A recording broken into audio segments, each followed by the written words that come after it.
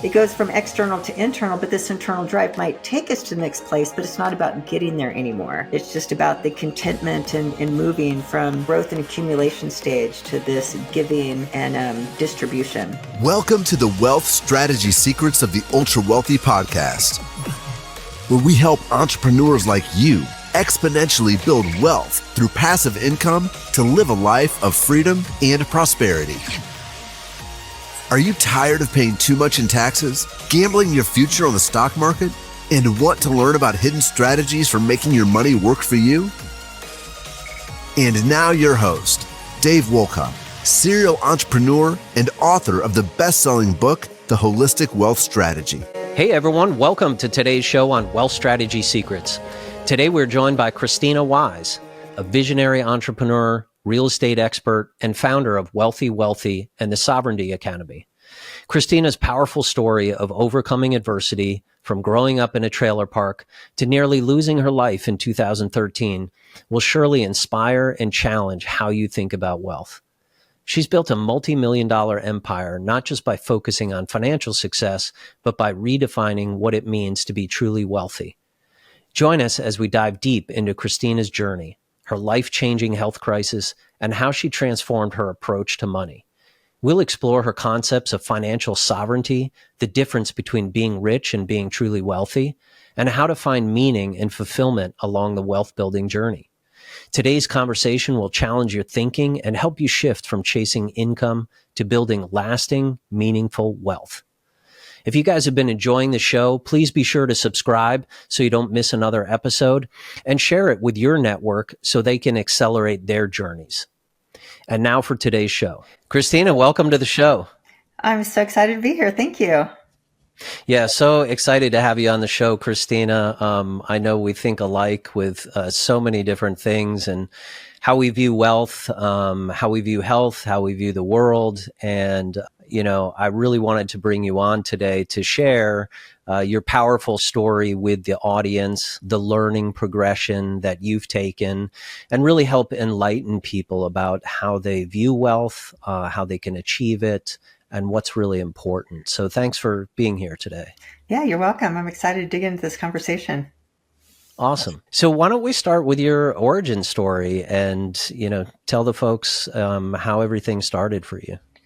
You know, my story is funny. You know, at this stage, you tell your story so many times, and I always think, like, which story should I tell? We always have so many life experiences. I think my origin story is I started in a trailer park with a very dysfunctional upbringing, 2 alcoholic parents. I just say neglect. It was a very loud household with a lot of yelling. And why I tell that story is, one, I just like to say, hey, I'm a little bit of that rags to riches. And as a woman, I like to say I didn't marry my money. I certainly didn't inherit my money. So the wealth I've created as a woman and as a single mom and single woman for a good portion of my adult life, I like to say, like, hey, anything's possible, because this is where I started, and I've, you know, wound up in a pretty good financial place, even after making a lot of mistakes. But the growing up in that environment was that I was very motivated from a young age to make money, to get out of that situation. And I was just a dreamer. I dreamed of something different. But the interesting thing is that I grew up in such a small town that we can't dream what we've never been exposed to. So I didn't even know how to dream. I just my biggest dream was just to get to a safe place, basically. But that's where it all started. And from there, after graduating from high school and getting myself to college, I really just made it my life's mission to get rich. I mean, honestly. And that was a very shallow goal at a younger adult age. And then it became, I'd say, more meaningful and deep the older I got.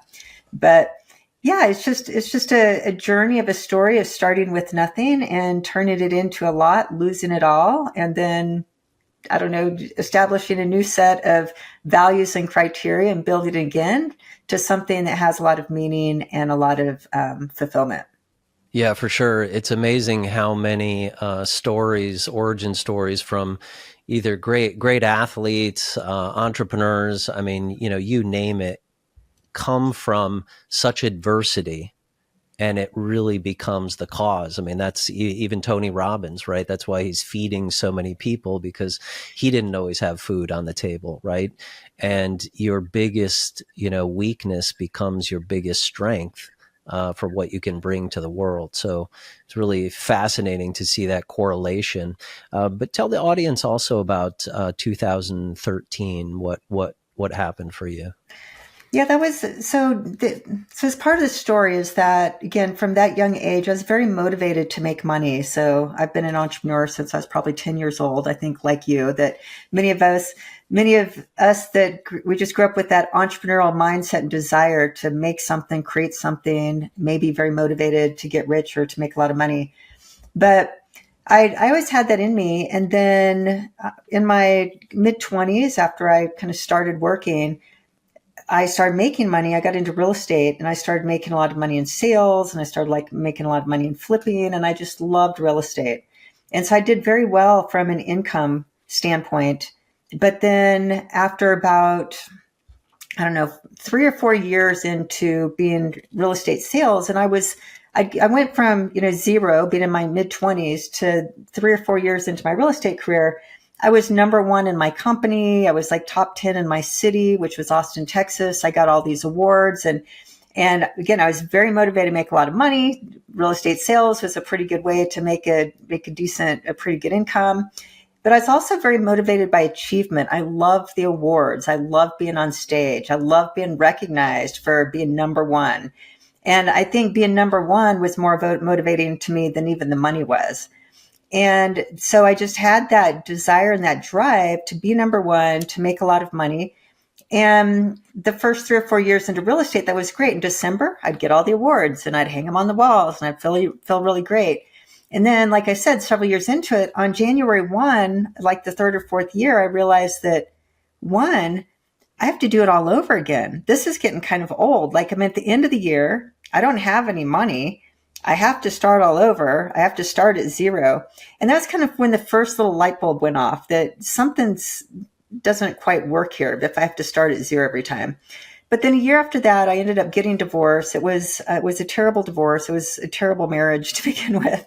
But what I did is I found myself as a single mom.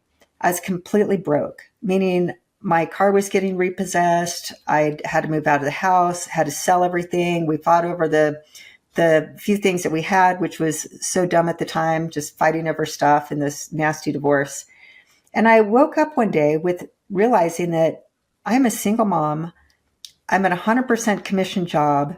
I can't pay my bills. They're taking my car away. I can't turn on the utilities. And this was this first milestone moment of me wondering, how the hell was I number one year after year after year, being recognized, having all these awards, making hundreds of thousands of dollars a year 20 plus years ago, and I'm here with nothing.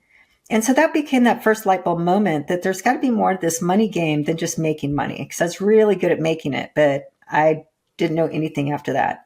So then I learned money, and then I moved from just real estate sales to becoming a real estate investor and started building net worth in addition to income, and just starting to do what we're taught to do, which is earn high income, take 20, 30% of that, invest it, and do that until you become financially free. That's basically the formula for financial freedom, as we know. But then bump into 2013, 2014, and what had happened is still that childhood need to be recognized. And what I didn't know at the time, but enough was never enough. It didn't matter how big my business got. I had a multimillion-dollar business. Didn't matter how many accolades and awards. I spoke on the biggest stages in the country. I was in all the magazines. I got all the awards on national levels for my brokerage and all these things that I was doing in real estate from a national perspective.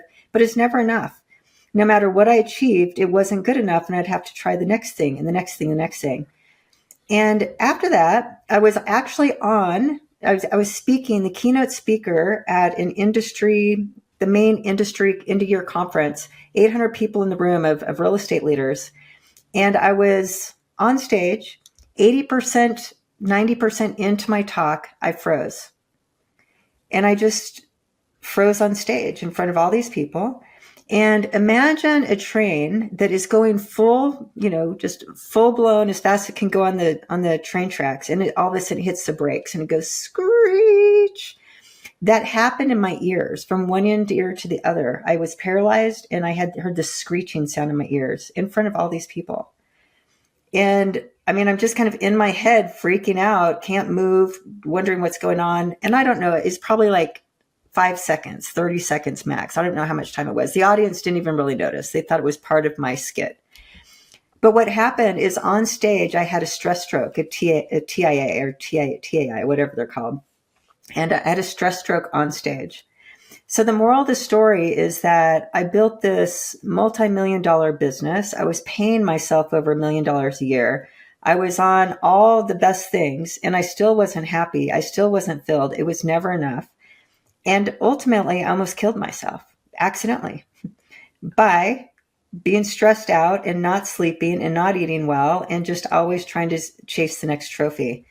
So it took me down. And what was interesting, I'll stop telling my story after this. What was interesting after that is that within 3 days of that stage appearance, I couldn't get out of bed. I couldn't speak. I couldn't think. I started deteriorating. My hair started falling out and I just got sicker and sicker. And we couldn't figure out what was going wrong, but it was this stroke, this mini stroke that was the first domino. So I went through a very dark, horrible 12 to 18 months where it wasn't just the physical stuff that was so dark and scary because it took forever to figure out what was wrong, but that also all that childhood trauma just started surfacing, I guess, because I didn't have my physical and mental strength. So it just started surfacing and just all these PTSD moments where, just horrible memories that I'd suppressed and couldn't remember. So I just got hit with everything at the same time. And then add on to that, the third phase was this business that I'd spent 10 years grinding and hustling and doing all the things to build.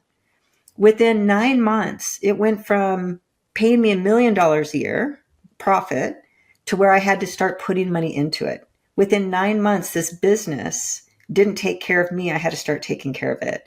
So all of that was just this big wake-up call that what the hell is going on? Like, what is this? What are we taught? Or what is this system that we're in that's always about more? It's never enough, motivated by, external validation and money and things and stuff. And I just realized that I had it all wrong and I wanted to do over. So I actually had this conversation with the universe and said, Mother, I think I've got the lessons. I think I kind of get why you had to take me out at the knees because I've been living life all wrong. If you give me another chance, I'll do it radically differently. I'm going to do it the opposite. And I'm going to then teach what I've learned and then what I've done. So here we are, fast forward, about 9-10 years later. That's what I do today. I just get to talk about that life isn't just about success. It's not just about money. It's just not about accumulating more. Life really is about establishing meaning and how much is enough and what's important and what are our values and how much money does it cost to underwrite it and build obviously as much financial abundance as we can to be able to fulfill these meaningful dreams. So that's what I do today is I get to talk about life and money and wealth and that balanced with joy and fulfillment and meaning. Wow, such a powerful story there, Krisstina. How would you define wealth today, given your experiences?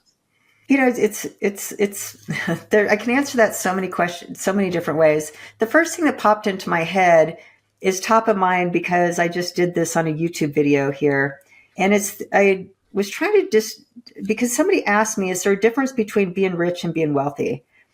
And I didn't really have an answer. I didn't have a crafted answer, but when I started thinking about it and thinking out loud, what I said was this, is that being rich means like cash flow, meaning we have enough cash flow coming in that more than funds the cost of whatever we want to buy, whatever we want to pay for. So we're rich if we want our cost of our life to be $1 million a year, and we're able to make $1 million a year to fund the ability to spend $1 million a year, or whatever the number is, means there's plenty of cash flow to be able to buy what we want, do what we want, that type of thing. And so that's being rich. And of course, there's the spectrum of that.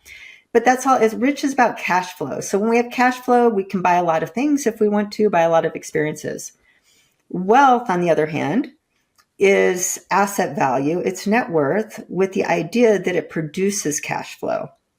So over time, the more wealth and asset valuation we have, it pays off more in dividends, returns, or cash flow. So the difference between being rich and being wealthy, and I've been in times in my life where I've been rich, meaning I was making $1 million a year, but I didn't really have the wealth or the net worth, meaning if my business dried up, I wouldn't be able to pay that lifestyle anymore because I didn't have any passive income. And then I've been in periods of my life where I had a lot of illiquid net worth, but my cash flow was very small. Just my liquid cash flow. So anyway, it's kind of this idea that in this money game, it's really until the day we fully retire and we don't need to want to earn any more money through working income, then it's really this journey of creating riches through cash flow to be able to fund, a nice life while building this net worth and wealth. So that's kind of the difference between being rich and being riches and wealth. But then really wealth, I like to go to the place that I like to teach now is because especially probably for a lot of listeners that are, your listeners have done well. They have produced a lot of wealth. They have produced a lot of success. But it's been able to reach this place of determining how much money is enough. When is enough? Meaning I'm no longer motivated by this need to prove myself anymore. I don't need anymore to be fulfilled, to be happy, that my identity isn't attached to more money or more wealth or more, whatever the case is. And really the definition of wealth is in the sense of wealth is that we have enough net worth and cash flow from that net worth to create some level of financial freedom that's enough money to pay for a life that we are satisfied with, that we're happy with, and that we're content with. And it's enough. And if we choose to continue working like you and I, it's then out of a desire to make impact, to teach, to be the elders, to help others maybe avoid the mistakes that we've had to make. But it comes from this internal desire to want to help and make a difference, and versus this coming from this desire to have to achieve more to get to that next place. And this internal, it goes from external to internal, but this internal drive might take us to the next place, but it's not about getting there anymore. It's just about the contentment and moving from that kind of growth and accumulation stage to this giving and distribution. So again, long answer to a very simple question, but I like to kind of unpack the different layers.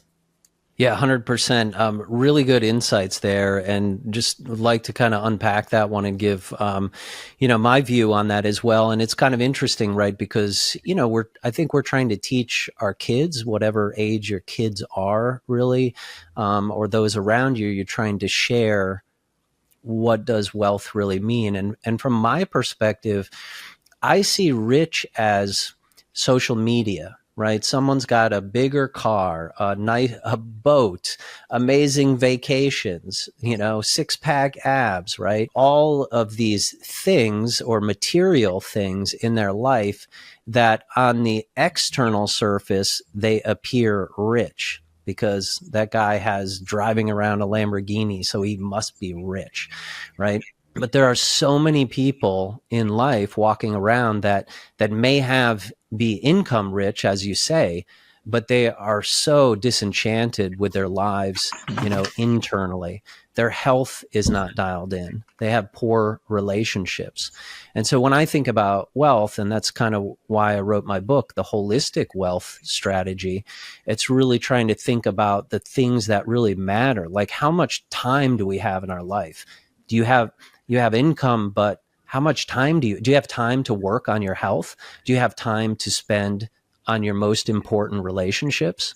or are you working 60, 70 hours a week, just to make it work? Because to me, that's what I see as true wealth, right? The people who have time, they have relationships, they have freedom, right? And they're creating, as you say, impact because they have freedom of purpose, right? To wake up every day and do what it is that you want to do. And to me, that's like the ultimate amount of wealth. And I love the concept that you're talking about too, which is, when is enough enough? And a great metaphor to think about this with is a feast. If you're to go and have a feast, you're going to become full, right? So even if you were to have something else, it's not going to change how you actually feel, right? You're full, you're satiated. So understanding that for yourself I think is super important. And I really appreciate you sharing, your origin story. A friend of mine at a mastermind just said the other day, which is just a great way to describe it, is that we're all wounded children walking around in adult bodies. So we all have this childhood traumas that we either consciously or subconsciously, don't even understand, right? But a lot of those things are really dictating how we act, how we think about money, how we think about our relationships, and all those different things.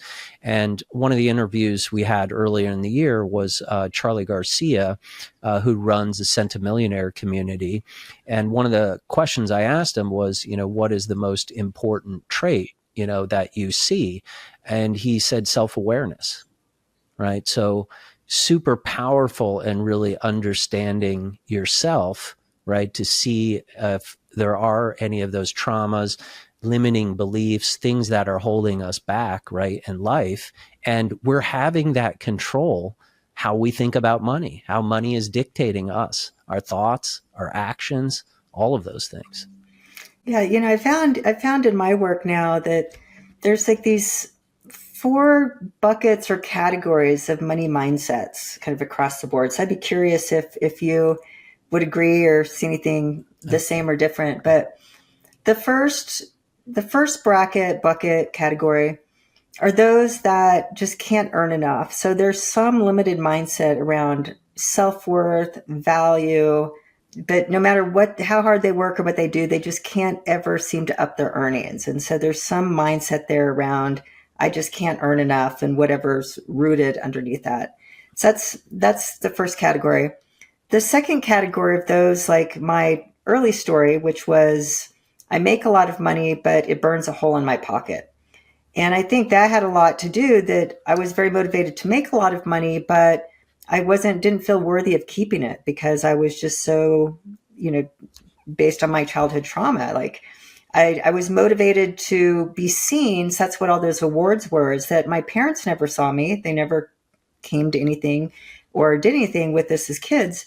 And so what I was trying to do as an adult is play out that need to see me, thinking, and because when I grew up, I was a straight A student and I was a star athlete, and I kept trying to be better because I didn't know at the time, but I was trying to get my parents' attention. I was hoping if I was good enough, they would come hang out, come attend something. So that was that desire to get the trophies, but I didn't feel worthy to keep the money because I was still trapped in a poverty mindset. Like life had to be really hard and I had to survive and grind or something. There was some value to that. I was stuck in that mindset. Then the third one is that those that make a good amount of money, save a lot of money, but they can't spend it. So they're so afraid of loss. They're so afraid of spending that they can accumulate millions and they won't spend anything. So they have some mindset that I don't deserve to spend the money, or what if it all goes away? So all these have some attachment to not worth it or fear of loss or, something of that nature. And so, they can't enjoy life because they've got plenty of money, but they don't spend it on their family. They don't spend it on doing things. They die. They're the ones that die with millions of dollars, and everybody thought maybe they were completely broke. So there's some worthiness underneath that one. And the fourth category is those that it's just never enough, meaning they made $100 million, but they still feel like a failure because they're not in the billionaire club yet. maybe they sold their company for 900 million, but it's like, I'm not good enough until I can hit the $1 billion. So again, plenty of money, but it's just never enough because they still have to hit that next echelon before they feel worthy inside. And they feel like they're going to measure up to whatever, level they want to put themselves in. So one of my friends said that the interesting thing is that almost everyone has money trauma, or we're all traumatized children, like adults that, we're traumatized children, but it plays out in money. So it all, like, money is just like this mirror where we can kind of see out how we play out these childhood traumas through the lens of money and through these money mindsets. And what he said was that I just thought was just so illuminating, is that most everybody's traumatized, and most everybody's traumatized by money, because money was a trauma in the household, in most households. And then money is the one trauma that we chase our entire lives. Like other traumas, we're not chasing, we're trying to separate. But money, if we don't ever clear that out, we're chasing this thing that's traumatizing our whole life, wondering why that no matter what happens or how much money we have, nothing ever really changes. Hey, it's Dave Wolcott here. Let me ask you something. Are you tired of the same old financial advice that leaves you spinning your wheels? If you're ready to discover the real secrets the ultra-wealthy use to build unstoppable wealth, then I've got something just for you. My new book, The Holistic Wealth Strategy, is your ticket to learning the proven strategies that the top 1% don't want you to know. This book isn't just about money. It's about building a life of purpose, freedom, and lasting impact. And I want to give you a free copy. Visit holisticwealthstrategy.com and get yours today. It's time to level up your financial game and create the future you deserve.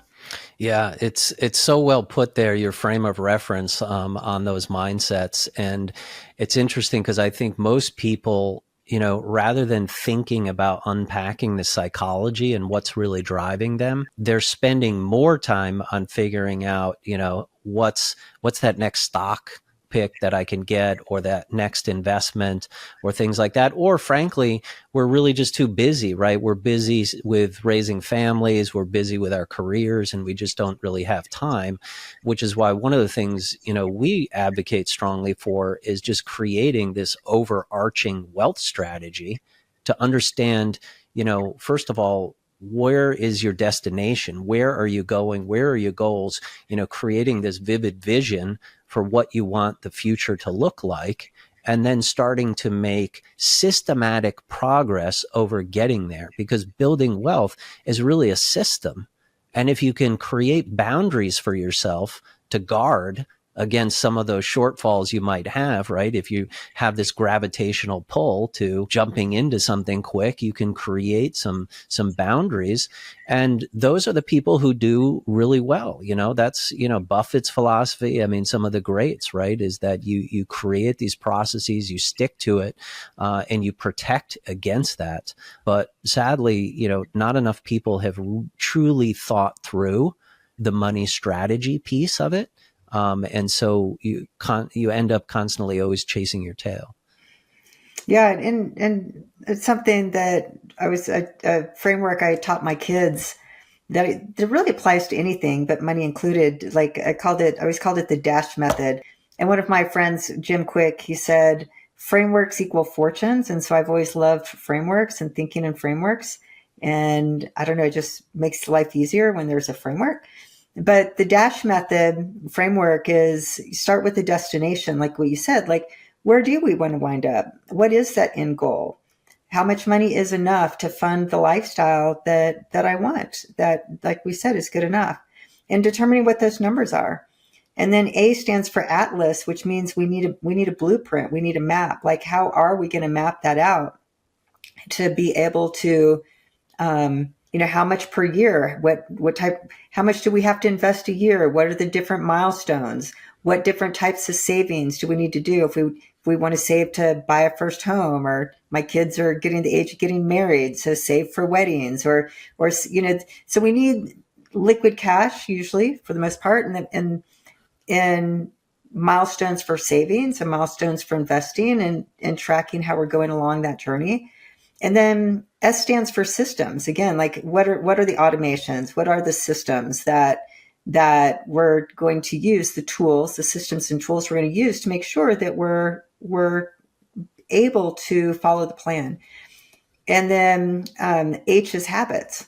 And what are these habits that are financial habits and just our lifestyle habits, and make sure that we're on track, and to make sure that everything then is fully aligned towards our destination, but also congruent with our values.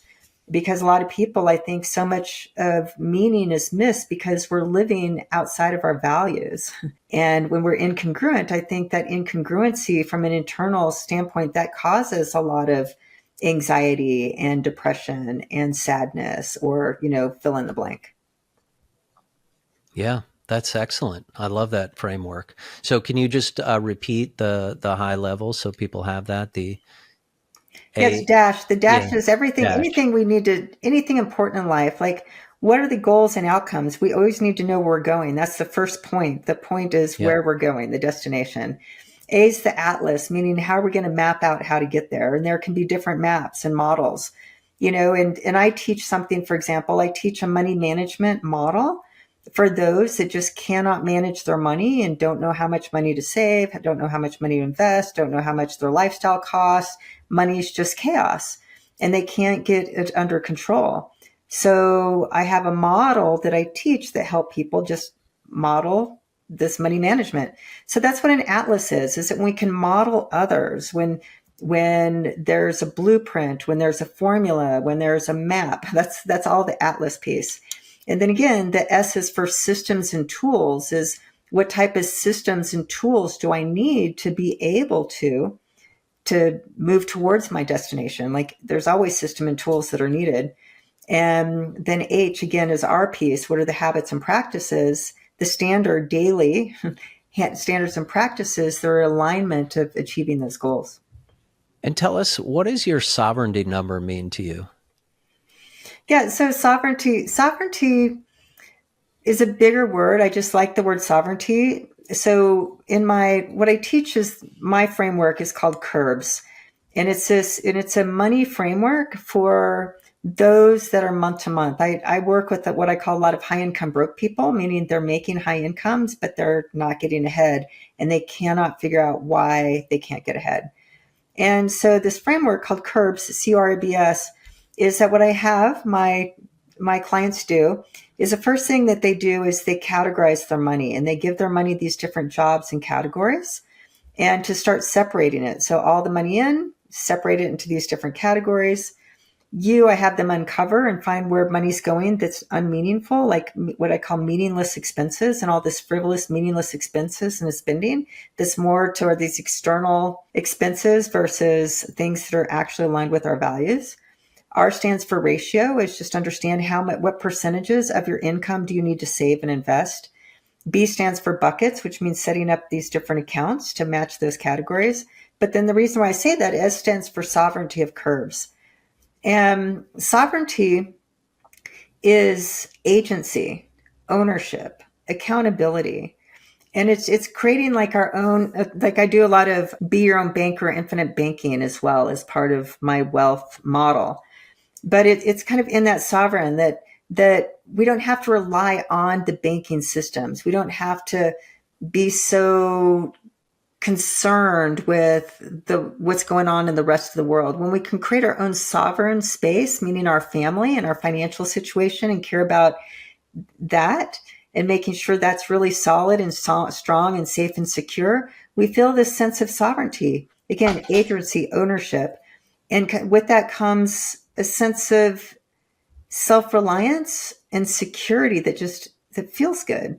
It's a strong foundation, standing on a strong foundation. And then, so that's kind of the philosophical sense. And then the money part to that is the financial freedom piece. And that's how much money does it take to be financially free, which is a part of creating that family sovereignty. So that's what sovereignty is. Again, what financial freedom. And you made the point earlier, it's not about financial freedom. Like, that's the goal. The goal is our time. The goal is our well-being. The goal is having control over what we get to do with our time. And creating financial freedom is just what allows us to do that. But I think some people just aim for, oh, I want to be financially free, or I want to be rich, or I want to retire, whatever that is. And it's like, no, that's a means to the end. The end is, what do you want your life to look like? What would you do with all your time? How much does it cost to live the life that if you could do whatever you wanted to do without, within the 12 hours of day that you are awake every day, how do you fund that? And again, they're just very simple. It's very simple numbers and math, but a lot of people, I think they're just trying to save for retirement or taking these, I'd say, pieces of money advice that we find on YouTube or on podcasts, like, should I invest in a Roth IRA or a traditional 401k? Or those aren't those aren't wrong questions, but they're still superficial. It's like what's missing is really what's underneath that is, what is a good life to me? How much does it cost to live it? What would I do, and what will I do with all my time if I got all my time back? What is the meaning of life? What is my purpose? What do I care about? What are my values? What are our family values? What makes me happy? How do I make the world a better place? Like, those are like I think the questions that are being missed or not answered, because we're just focusing on kind of these superficial money things. But when we start here, then we go up. It's like, okay, if this is my life and my time and my family and my dream and my creation, then how much money do I need to earn to be able to finance it? How much money do I need to save to be able to have that liquidity? How much money do I need to invest that I have 100% of that time during, a certain age? And then it's like, okay, what type of maybe investment vehicles are going to enable me, meaning kind of the systems and tools that vehicles are kind of like tools, of whatever those investment vehicles, for example, are, that's going to help me be on track to be in the journey and attain those life goals and dreams. Love that, Krisstina. You're definitely speaking my language there. And I think it's just so important for people to start with that higher level. It's interesting too, because in my journey, as you think about that, sometimes we can get trapped in our goals too. We want to set that destination, but most of the time it's not actually reaching the destination. It's who are you becoming along the journey? And there's so many things, and just to give the audience like a specific example, as I was kind of, working through, one of these exercises just last year, I thought, well, if I had more time, what are some of the things that, like, I would spend more times with my aging parents right now, right? And in reality, that's not going to cost me anything more than another plane flight and a day or two off of work here or there. Right. But understanding that was really important for me, and thinking through that process really gave me the clarity to say, hey, this is, what I need to do to spend with my time. So it's really fascinating that you're right. We get so hung up on this, financial freedom number or, just chasing this thing. But in reality, there's so many things that you could be achieving right now, given the proper thought process. Yeah, right. Proper thinking. And to go back with what you're saying too, it takes a lot of self-awareness. Like you have to be self-aware and ask yourself the hard questions and look in the mirror and be able to say that, I'm out of alignment, or I'm being incongruent, or I'm being hypocritical, or I want to do better, or I'm doing great in these places, but it's that's part of the journey, is looking in the mirror and just checking in with ourselves and having that type of awareness. It's otherwise, one of my favorite authors is Napoleon Hill, and we've probably all read Think and Grow Rich, and probably everybody listening has got it, the earmarked and underlined and annotated like mine. I've gone through several copies at this point. Great book, especially when I was young, just to really help me learn how to think. But a second book that I loved of his that I thought was even better was Outwitting the Devil.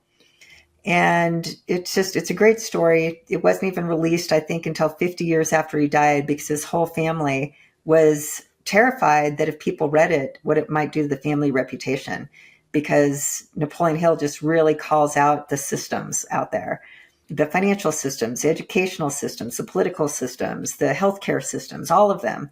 And he wrote this, I don't know how many years ago, 50, 75 years ago, and he's calling things out then, and you're reading it now. It's like, oh my God, how did he have a crystal ball? But anyway, what he talks about is that a couple different things, but if you don't have self-awareness and you don't have clarity of what you want to create for your life and for yourself, then you just drift. And he just calls it this harmonic rhythm where you get just in this rhythm of mediocrity. You're just doing what everybody else is doing. You're just drifting along.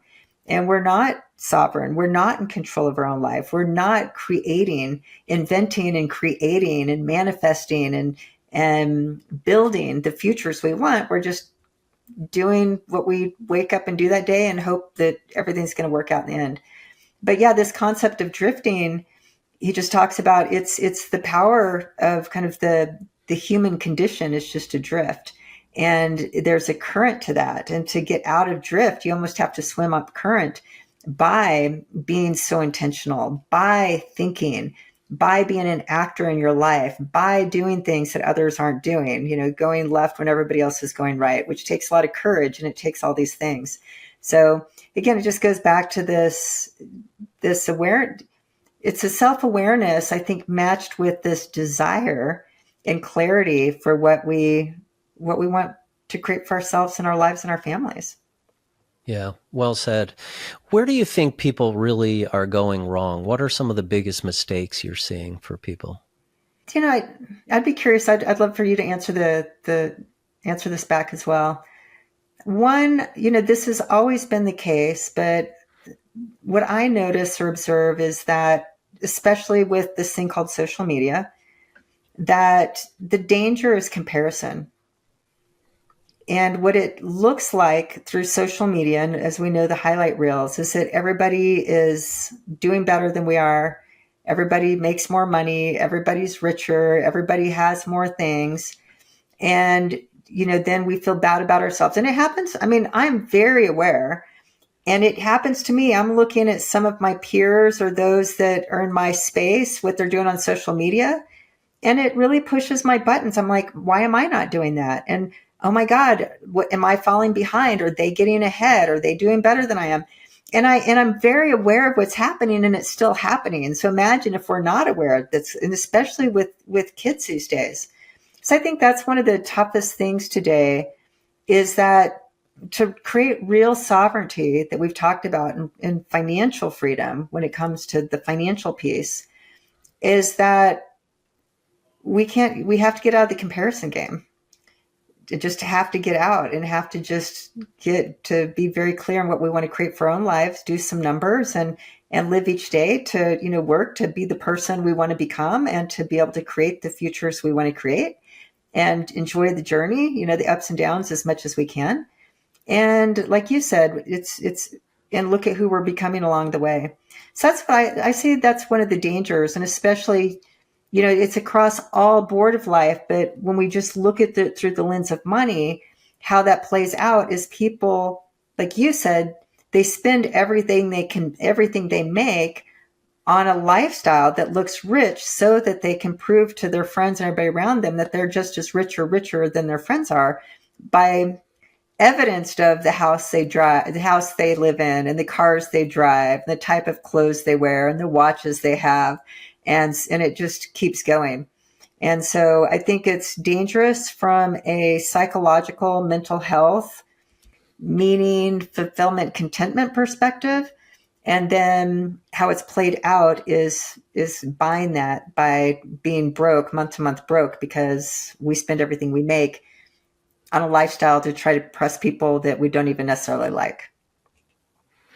Yeah, for sure. I mean, I really think the root cause of a lot of the issues today are really around education, because we've never had financial education. It doesn't matter what domain, whether you're a doctor, a dentist, a lawyer, an entrepreneur, an executive, there is no, and you've gone to the top schools, you've got your MBA, there is no school on financial education. And it's really one of the most important things that we should understand, right? How to do, right? Like you should literally have your own university, where you're teaching people these concepts so that as kids graduate college, they have a firm understanding of, how I need to build assets, how I need to build income, and all these things that are really important, So from my perspective, I think that's where it really starts. To your point, though, in terms of comparing yourself to others, a couple of key points to share with the listeners here is that to help with this is understanding that you will never win someone else's race, right? You have to create your own chess game and play your own chess game. And a great book by Dan Sullivan, who also wrote Who Not How, right, with Ben Hardy, is called The Gap in the Gain. And there is something about our society that we're always looking to others and comparing ourselves to others. But why should I compare myself to Elon Musk? It completely makes no sense, right? However, if I was to say, hey, Dave, look back on my life over the last decade or 2 decades or 3 decades and say, look how far I've come, right? What have I achieved with my relationships, with my family, with my wealth, with my health, right? All those things. And I can see that type of progress, right? That gives me a basis to move forward. So it's measuring backwards is really the key. So always ask yourself, how well did I do? It's 2024. How well did I do this year? Look how far I've come, and give yourself credit for that, because that's what really counts. Yeah, that's really important, because I think for most of us, when we look back, it's like, wow, look how far I've come. And there can be some satisfaction and some healthy pride in that.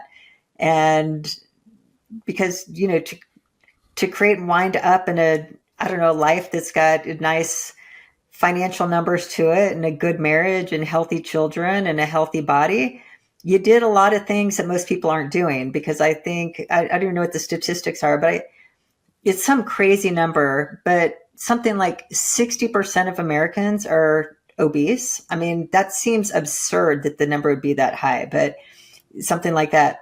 There's 7.8% of all Americans are millionaires or more.